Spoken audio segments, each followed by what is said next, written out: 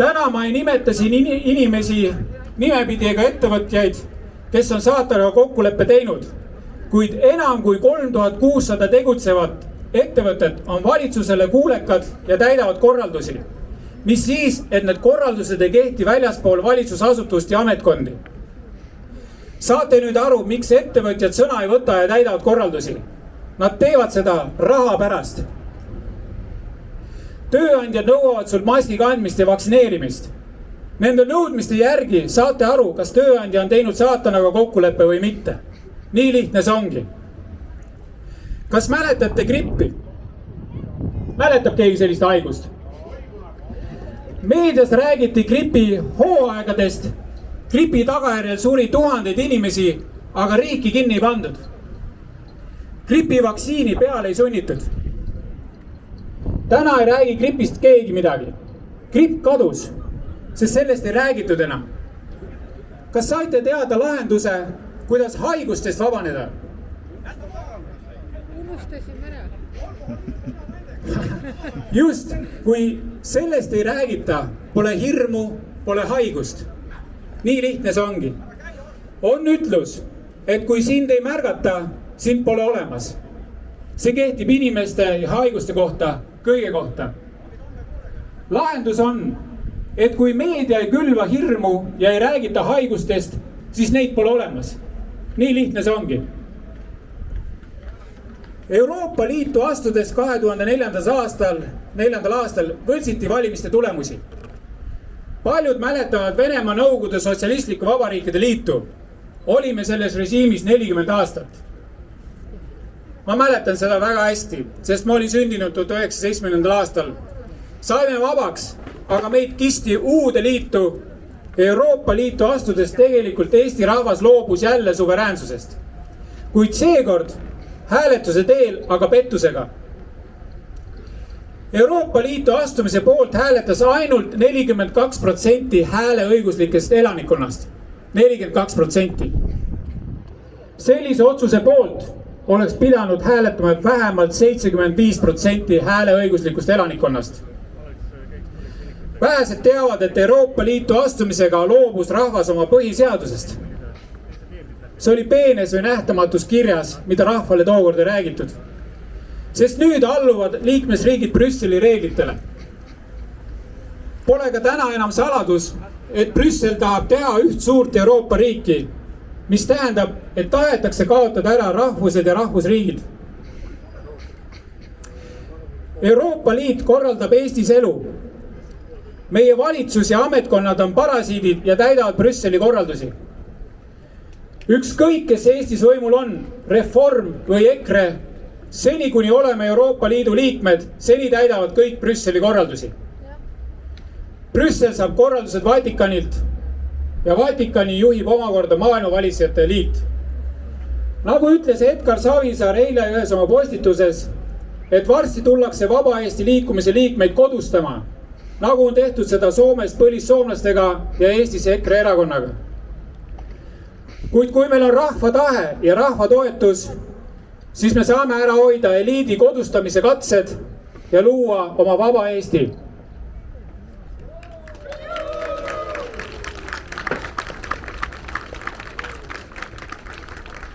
Kas teadsite, et igas Euroopa Liidu riigis on nimetatud Euroopa Nõukogu?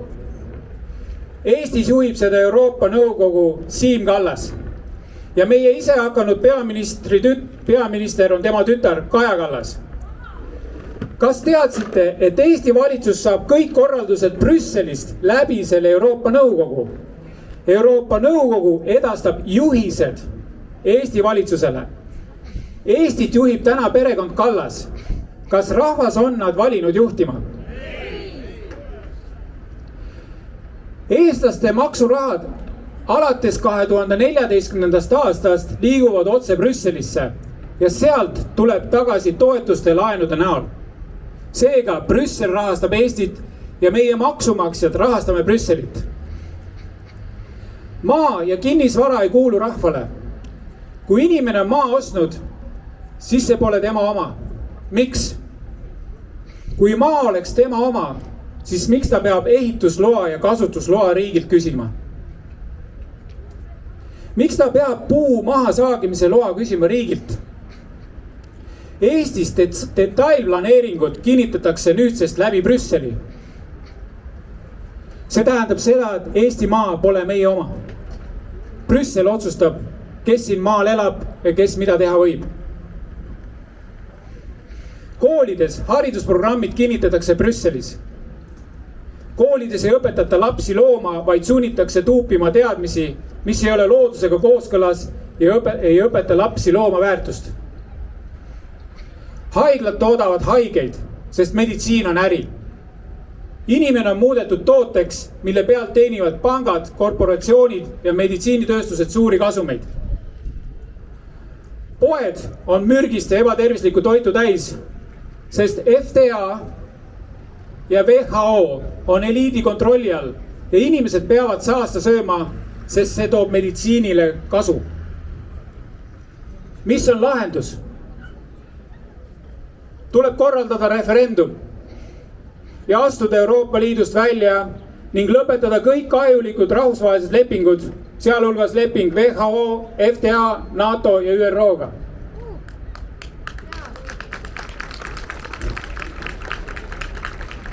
Inimesed võiksid toetada oma Eestimaa tootjaid. Eestis on mitu Ott kogukonda. Ott tähendab otse tootjalt tarbijale. Te saate puhast ja kvaliteetset toitu otse tootjalt. Eesti on unikaalne riik ja siin on olemas kõik teadmised ja oskused inimestel. Me suudame toota absoluutselt kõike ja saame olla väga rikas ja edukas, iseseisev, isemajandav riik. Inimesed loodavad kellegi peale.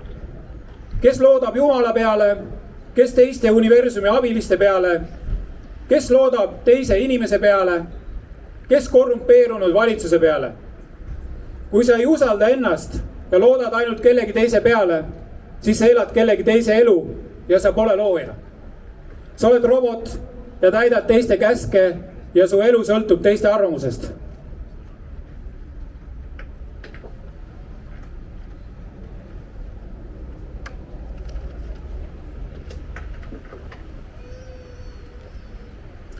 Me patsutame sõbralikult kellegi õlale ja ütleme, et olen mõtetes sinuga, aga ma hetkel sinuga kaasa tegutseda ei saa. Et mul mõni sõber vaatab asjale viltu ja töökoht kannatab ja sinust on peavoolumeedias nii palju halvasti räägitud ja nii edasi.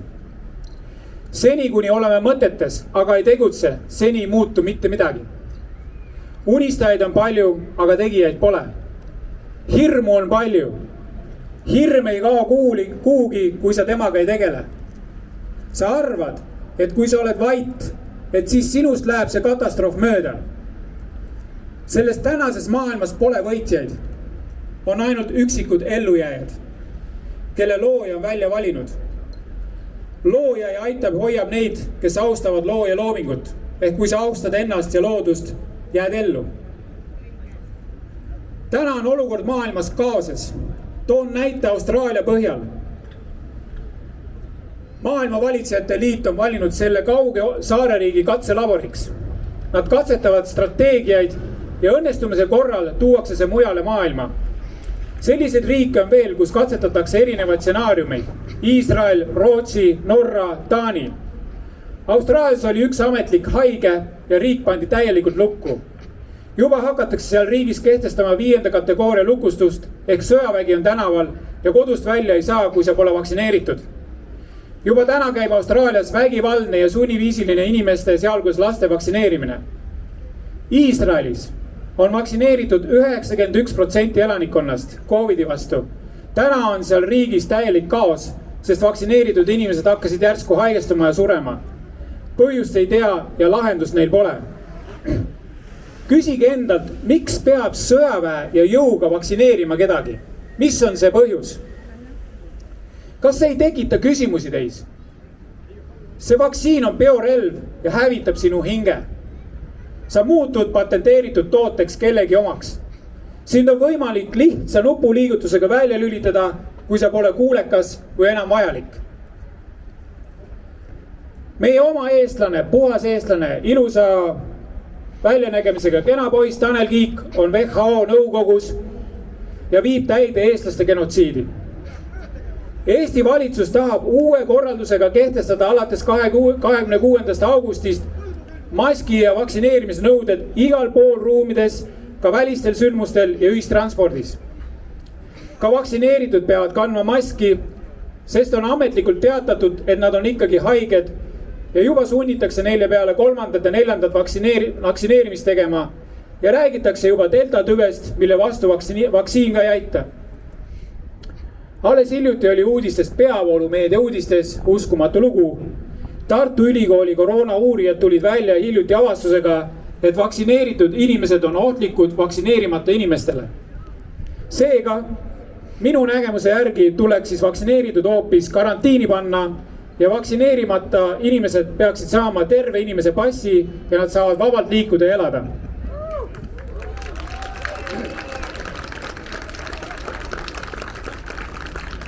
Mul on üldine küsimus kõigile, et miks neid vaktsiine üldse vaja oli. Kuid pange tähele, korraldused ei kehti meile. Korraldused on Vabariigi Valitsuse ametkondade sisene dokument ja kehtib ametnikele. Küsige endalt ja tunnetage südamega, et kas on ikka õige lasta sisse süstida tundmatut kokteili ja see ei kaitse teid. Nagu Irja Lutsar imestas meedias, et miks rahvas tasuta tervist ei taha, et vaktsiin on ju tasuta. Mõnel pool lausa makstakse peale. Nagu varem ütlesin, tasuta lõunaid pole olemas. Vaktsiini taga on enamat, aga inimesed on pimestatud ja kurdiks muudetud maailma kõige võimsama relvaga, massimeediaga. Inimesed on laisad, neil on ükskõik ja nad ei julge enda elu eest seista ja otsuseid vastu võtta.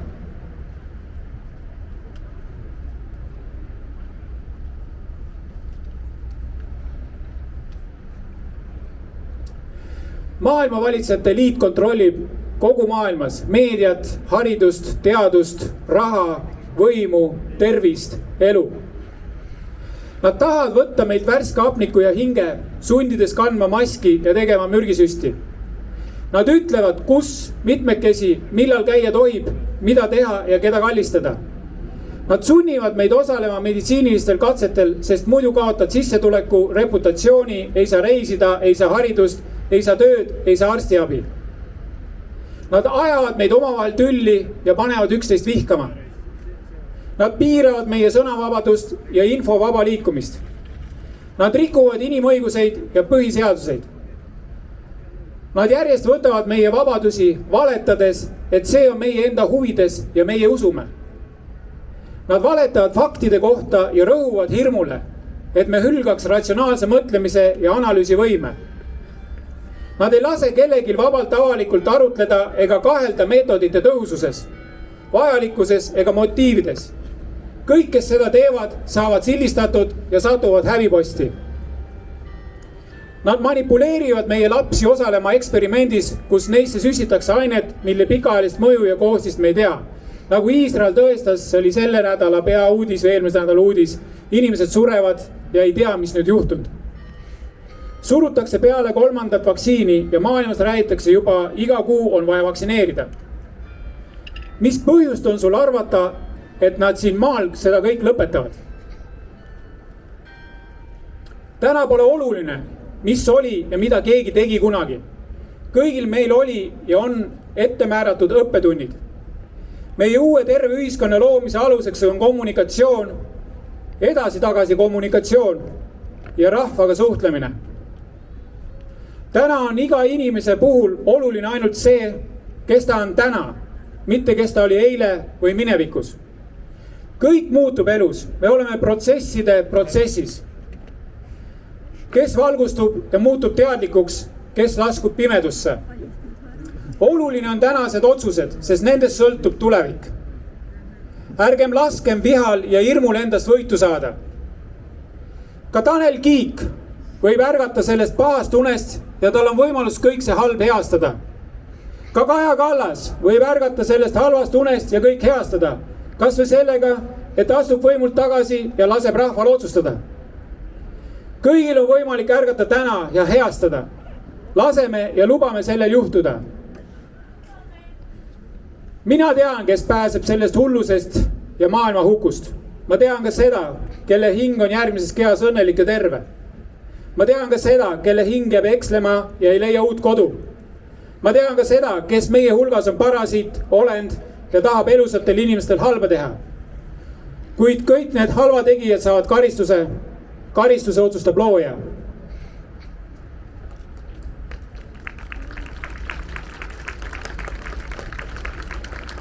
tänase esimese avaliku vabakoosoleku eesmärk on teie ettepanekute protokollimine ja nende edastamine Eesti valitsusjuhtidele ehk otseselt Kaja Kallasele. kui ka see ei muuda nende otsuseid, peab valitsus astuma tagasi kohe ja välja on vaja kuulutada referendum. referendumiga otsustame Euroopa Liidu liikmelisuse, presidendi rolli ja uue põhiseaduse. oluline on, et rahval on kõrgem otsustusõigus ja juhtimine on alt ülesse, ilma korruptiivse poliitikata. annan sõna järgmisele vabale inimesele ja koosoleku lõpus loen ette ettepanekud, mille edastame siis valitsusele. koosoleku toimumise kinnituseks on fotod ja videod tänasest päevast, et keegi ei saa eitada selle sündmuse toimumist. meil on või olid ka siin peavoolumeedia reporterid, ajakirjanikud. usun, et nad ka sellest miitingust annavad kogu rahvale teada, et ei varja, ei peida, nagu tehti Toompea sündmustega. täna õhtul toimub ka 3 Balti riigi ühine autodest kett. selle kohta on info Telegram uudistekanalis. autode rongkäik Balti keti stardipunkt algab siis ka siit. sõidetakse kolonnis alguspunkti kell 6 õhtul Vabaduse väljakult ja Toompealt. kellel on auto ja vaba aega, saate sellest Balti ketist osa võtta. Lätis on juba sinna registreerinud üle 100 000 inimese.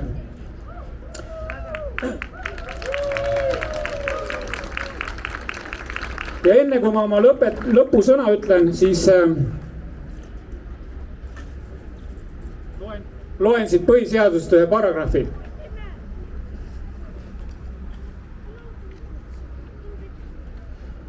Eesti Vabariigi põhiseadus, paragrahv 105. Riigikogul on õigus panna seaduseelnõu või muu riigielu küsimus rahvahääletusele. Rahva otsust tehakse hääletamisest osa võtnute häälte enamusega. Rahvahääletusel vastu võetud seaduse kuulutab Vabariigi president viivitamatult välja. Rahvahääletuse otsus on riigiorganitele kohustuslik.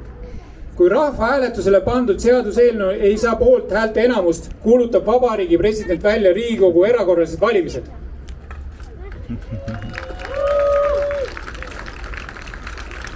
ja oma lühikese sissejuhatava kõne lõpetuseks ütlen, et maailmas üks ja ainus reegel peaks olema see, et tee teistele ainult seda, mida sa tahad, et sulle tehakse. austa keskkonda ja loodust enda ümber ja pea meeles. loodus on püha, puu on püha, inimene on püha, laps on püha, perekond on püha. tänan.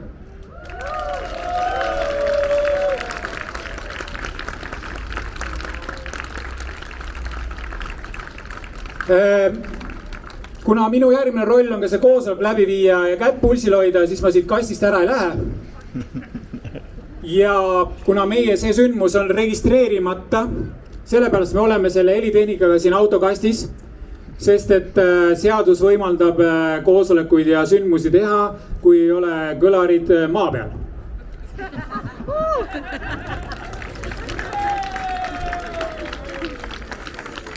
nii et inimestes on nutti ja taipu, kui ei tahta, saab kõik olema nii nagu vaja.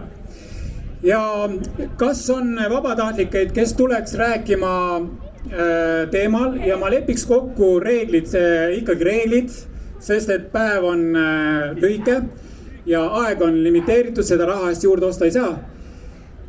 räägime 3 asjast, et kui sa tuled siia, ütled, kes sa oled, mis sa siiamaani teinud oled ja me räägime, et millega sina täna Eestis rahul ei ole, kuidas sina teeksid ja mis sõnumi sa saadaksid Eesti Vabariigi isehakanud valitsusele.